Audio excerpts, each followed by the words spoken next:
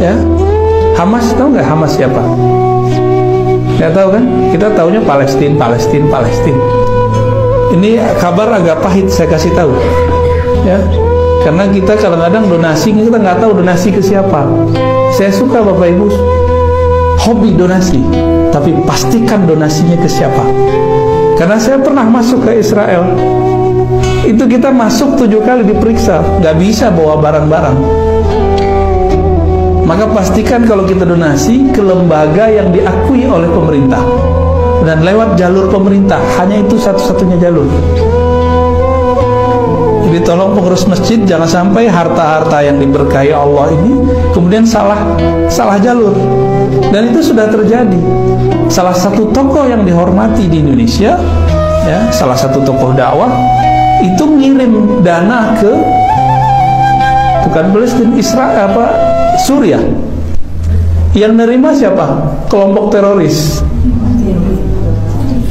terkenal, Pak. Itu karena beliau mungkin tidak tahu, nggak ditangkap. Kalau beliau sadar dan tahu, itu bisa diperkarakan masalah terorisme. Saya yakin mungkin beliau tidak tahu kali, mau bantu-bantu aja. Tapi yang nerima kelompok teroris. Ya, kita berhusnuzon. Jadi di Suriah itu pertengkaran itu lebih dari 10 kelompok bersenjata. Nah, sampingnya Palestina. Ada satu kompleks, satu distrik jalan lah namanya Sheikh Jarrah. Itu nama kampung. Kampung Atu Jarrah, gitu-gitulah ya namanya. Itu tanah konflik.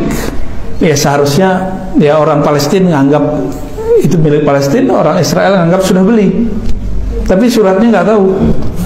Nah, ini masih simpang siur. Maka diusirlah kawan-kawan kita, sahabat-sahabat kita dari kampung Sheikh Jarrah itu, dekat dari Masjid Al-Aqsa. Itu Masjid Al-Aqsa depannya yang jaga orang Israel, pintunya. Jadi Palestina itu nggak ada dalam peta mereka. Maka ada kelompok di Palestina yang kemudian membalas sikap Israel itu dengan cara yang sama, menghapus peta Israel dari kamus mereka. Kelompok ini disebut dengan Hamas. Hamas itu bukan di Yerusalem itu, tapi di daerah Gaza. Ya. Hamas itu dulu sempat berpolemik dengan presiden yang lama, Perdana Menteri presiden nyebutnya, Yasser Arafat, presiden ya. Ya. Ingat dulu Ibu, Yasser Arafat.